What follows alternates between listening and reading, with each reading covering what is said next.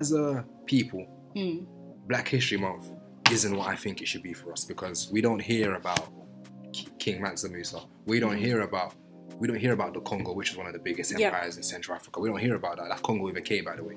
Not even the Haiti Revolution. Yeah, we don't even hear about the Haiti Revolution, how they overthrew. That was probably one of the largest plantations to ever be made, and they overthrew that. Queen Nanny and the Maroons, we don't hear about them. Like, these are just things that we don't talk. We'll talk about Malcolm X assassinated. We'll talk about Martin Luther King assassinated. It's just American history, which is fine. I'm happy to learn about American history. They make it seem like American history is the be and all of our history, as if the gain and the loss is all we've ever had. How about you? I would say even like the Bristol boycott, like the bus boycott in Bristol, how back in the day, you know, I only knew about that last year or something. And more emphasis on that, where I don't know, what was it, organisation, which is amazing. I think it's called the Black Curriculum. The Black Curriculum, is that a Pan-African movement? Because that's another thing that a lot of people don't know about, the Pan-African movement, which is a movement that aimed to educate the Black community on their natural origins and where they actually came from, and where they would want us to see ourselves, rather than where other people see us and want us to be. Because I feel like as a community, we allow our image to be projected onto us, rather than us projecting our image onto the world. In a sense, it's like we're given a stereotype and we'll propagate it. We'll run with that stereotype, no matter how damaging it may be. And I feel like that's probably one of the reasons why Black History Month in itself isn't celebrated in its fullest form, because I don't think we've educated ourselves on what it's actually meant to be. I feel like we're okay with it being a day to remember Malcolm X, and a day to remember Martin Luther King, a day to remember Rosa Parks. But it's either that or slavery. That's what I learned in school, and I refused to take history or GCSE. I took geography and learned about bloody rocks. Was that because you knew you wouldn't be learning about Black history that well? It's just Tudors. Yeah, literally. The monarchy. I was like, no, I'm so sorry. I get it. I understand why it's like that, because we're in the UK. It's the British Isles, you know. They're gonna want to teach us about. They're gonna want us to program us. It's programming to fit into the society we're in. I understand that. I get that whole process. You want everyone to fit into your society, so you're gonna educate people about society. Cool, but at the same time, you claim to want people with free minds and claim to propagate freedom of speech, but everything is controlled.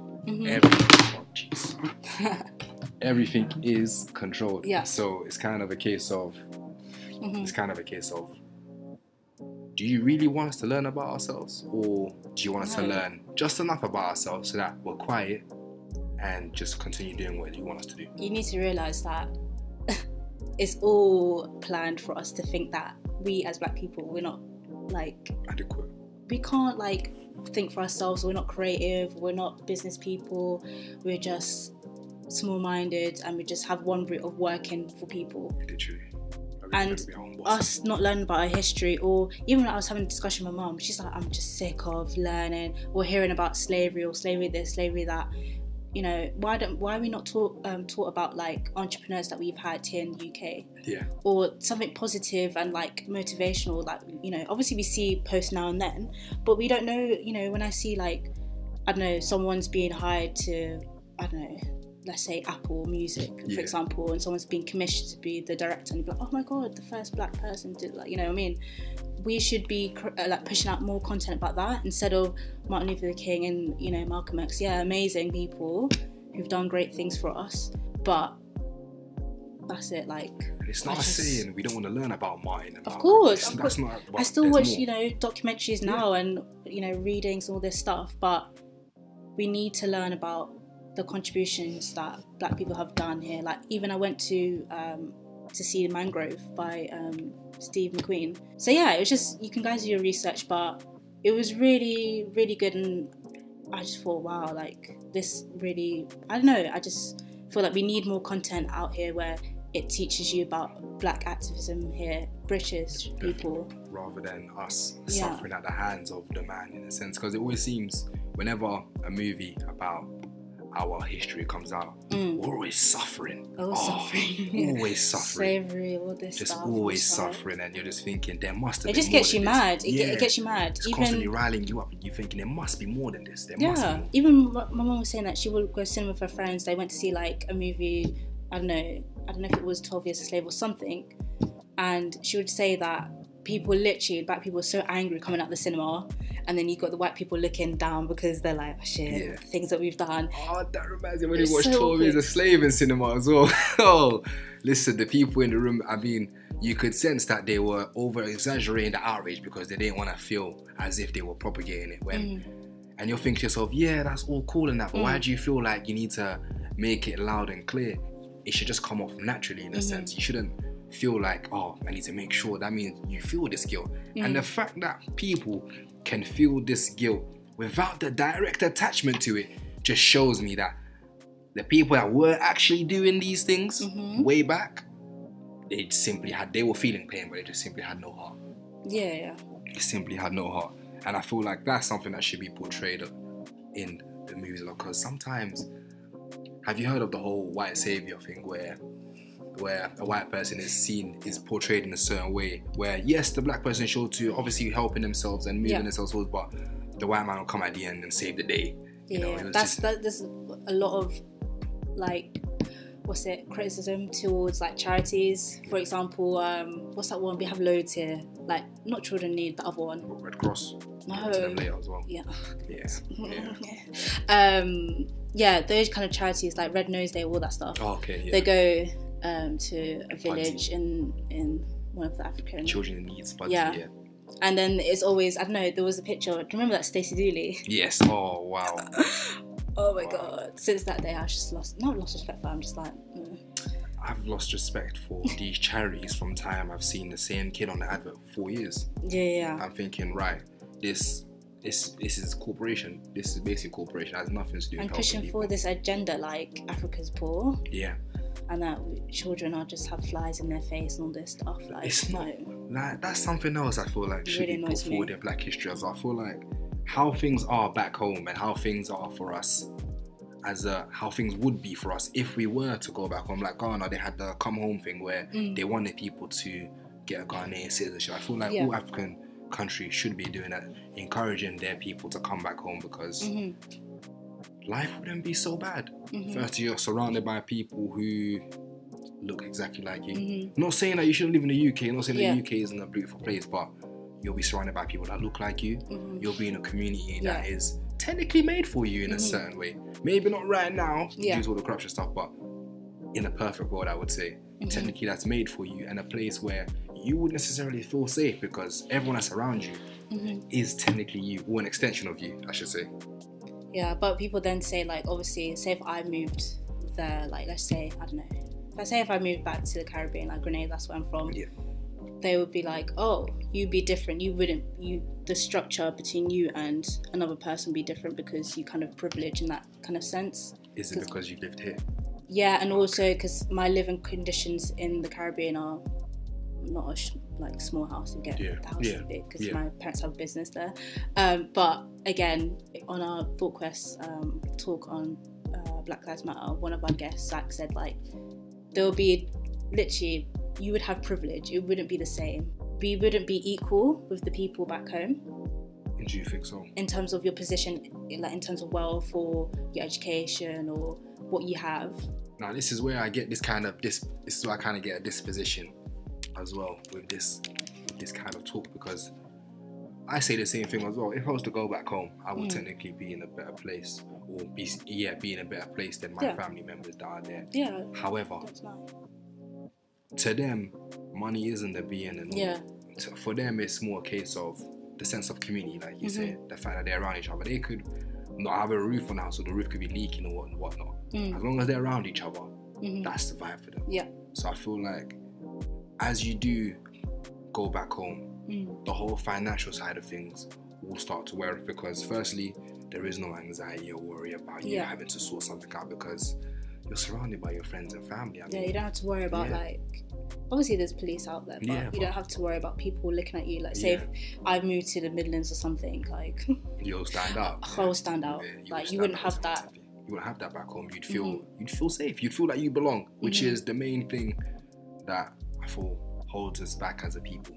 We don't necessarily feel like we belong there. We feel like everywhere we go, we're seen as second or secondary. Yeah. And that's something else that isn't portrayed in Black History Month. I feel like they just show, yeah, we suffered, but we're looking to get to a great place. Why don't they show content what it's like now? You know what I mean? Like, we things suffered, have developed over time. Anxious. Yeah, we're anxious because we don't know when that could happen again. Yeah. We're depressed because it happened in the first place. And then we're angry because everyone's acting like, yeah, it happened, but it's all right now. It's not all right now. It's not all right now. And that message isn't made clear. It's kind of like, oh, they're just complaining. I know people be like, you guys complain if you don't like it here, go back to where you come from. I'm like, why should I move? Like, firstly, we were told to come here. Yeah, we were told to come here for a better life. We were told to come and say, you know what, come here. Our home. Come here. This can be your new home now. This year, you're gonna come and help us build the economy, so on and so forth. Only to then be told you're no longer needed. That's wild. No, what the hell? And we've done so much. Like, what the hell? We've probably more than so much. If you think about the culture and how the nation has gone, how the nation was built itself, it's like off the backs of you. I mean, come on, man. For you to then turn around and say that you don't need that person, that's just, it's disgusting. Yeah. British history includes Black history as well as other. World history holds Black history. I've done the research. I've looked at it, and it's wild. It is absolutely wild. If you think about it, and you just, when people talk about reparations, I understand now why they talk about reparations. And it's not just random people, it's academics who have done the research, gone heavily into it, and they're all saying, yeah, man, there's some serious reparations needed. Because if you think about it, chattel slavery is probably is the largest genocide ever. Yeah. Probably is the largest genocide ever. The trafficking of people, which is still a thing today, don't get me wrong. Like, people trafficking is the largest business, second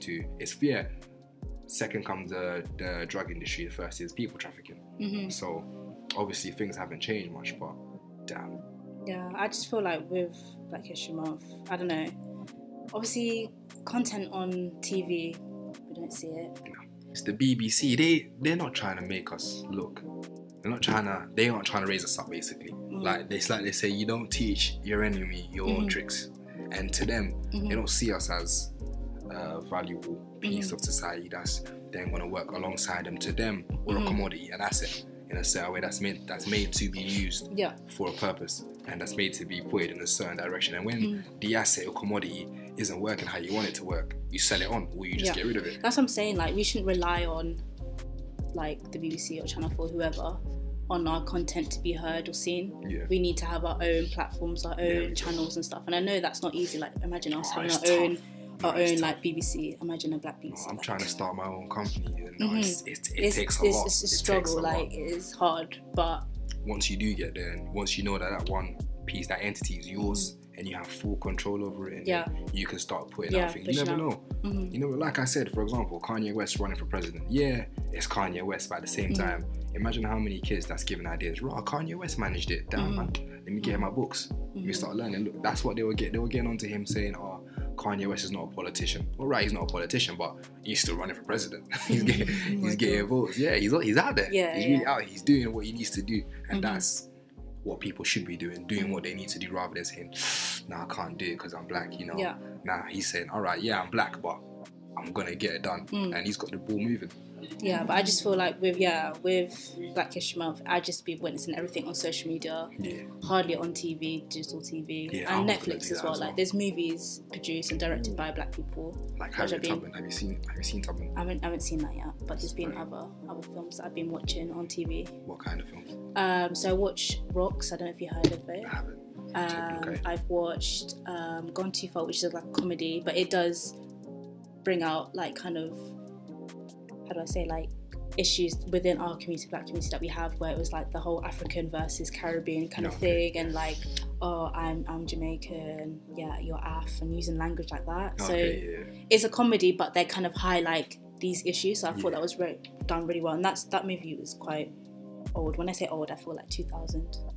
And then I watched one, I don't know the name of it, but it's this kid who was adopted by a white foster mom, and then he moved back with his original mom, who's Nigerian, and they moved to London. And and it showed him his life growing up. So obviously when he moved back home, there's issues of like mislead like friends and coming home at late, and he just felt a disconnect with his mum. Yeah. Because obviously he hasn't been with his mum for how many years? Let's say 8 years, and then all of a sudden he moved. So he kind of had this kind of resentment against his mum. But eventually they had that connection. So it's like different shows, and I basically follow all my content on social media. I follow like black cinemas who promote these movies that, oh guys, basically there's an opening, there's like with the Mangrove, like I entered a competition, I won. I never won a competition before. But they released like all these posts about these movies that are on Netflix or Amazon, so obviously save it and spread out the word, like guys, watch this, like support. So I feel like we need to follow, or we need to keep an eye on and support organisations that are pushing out content to make us feel positive and, you know, empowered, like, you know. So yeah, I feel that's what I've been getting this month, really. No, definitely. Yeah. For me, it's just, I've been, like I said, doing my research, unlearning and relearning stuff. So I've been watching Tubman, watching a bit of Roots as well. I had to go and rewatch that. I've also been watching 12 Years a Slave. I watched Mercy, which is a film about a black lawyer, Michael B. Jordan. I know the ladies are gritting tea right now. I know, Michael B. Jordan's out there doing what he does best. Just giving us nothing but emotion. Denzel as well? Yeah, and Denzel's in it as well. Brilliant. Just giving us nothing but emotion. It was really Denzel. good. It was Jamie Foxx. Oh yeah, Jamie Foxx, not Foxx, Denzel. Yeah, Jamie Foxx. Out there giving us nothing but pure emotion and just. That was really good. Yeah, man, that's a very good film. Go and watch. That's about inmates on death row who are wrongly imprisoned and don't have any lawyers. And if you don't got a lawyer in America, it's a cold world, and that's the reality of it. And they're still working that company now. They're still doing it and getting people out who've been in prison for like 50 years. Imagine being on death row for Imagine life in prison. You've got 99 years and you're on death row. You're gonna be there until they decide to kill you, basically. That's what it is, and I feel that's cruel. You basically got a person out there waiting to die. That's disgusting. That movie really hit me. That was. Yeah, man, I cried. I shed tears. I shed tears. I had to. And Tubman even had me shedding tears. I haven't seen that yet. Oh, that's very powerful. It's controversial though. It's controversial because I've heard it's controversial. I'm stuck on the whole she left people behind thing. I'm so I can't possibly believe she would just force someone to just stay behind because they couldn't hack it. I feel like that's just where stories start to get obscured, so on and so forth. But at the same time, the way she was portrayed as a character in the film, amazing. You kind of get to grasp. You won't get to grasp how it was, but you get an idea of how it could have been. Yeah, there's one thing I want to bring up, like the Black Pound Day kind of thing, like, you know, once a month, like put money into your community. You know, we should be doing that because it's like constant. Like I do everything, whatever, skincare to hair care, clothes, everything. Support black owned businesses. So yeah, everybody who's like saying, yeah, we're pro-black, we love the community. Okay, but are you investing in our community? Exactly. And that's like both black people and everybody else. Like we need to. It's alright screaming Black Lives Matter. Yeah, but are you contributing? Are you actually active? So I think that's the thing where literally everything I do, I just source locally, online. I think it's so important. Even lifting someone up, even telling someone, oh, this business looks great, keep on going. Even just encouraging someone to start a business. It doesn't take, you know, when you see those things, it doesn't cost you much to repost someone's work. Lifting someone up doesn't take anything from you. In fact, it can only give. Can only give. Unless you're going in there with the selfish thing of where I need to get something out of it. But if you're going in there with selflessness and you're just literally going there to lift someone up, you'll realise you're reaping benefits that you didn't think you would. And you wouldn't get if you went in there with an expectation as well. Facts. Oh, that hits me, the last one. Although, as the black community, we feel like we deserve certain things, no one's entitled to anything. You have to go out there and get what you see. That's the only thing. We can sit here all day and be like, yeah, equality, but unless we actively go out there and pursue equality, it will never come to us. No one's gonna get up one day and be like, right, it's time to give them some equality. No, nothing works like that. You can't just sit around and expect. You have to go and get it. You have to grasp that both hands. And I feel like as a community, that's something that we need to grasp and really get into. No one's gonna save us. No one's gonna save you. You gotta save yourself. You gotta save yourself. People rely on the state too much. You rely on the state, and that's everyone. We rely on the state to provide for us. COVID just showed us. Do not rely on the state. You need to, exactly. You need to provide for yourself. You need to be coming out ideas, be a hustle, grind, invest money in your community. Like, you know what I mean? Each other up. Come on, like that's Black History Month right there. That's history. Take that in. Yeah. Inject it. Inject it. No, facts. Inject it. Inject it. Yeah. Thank you for watching, guys. Honestly.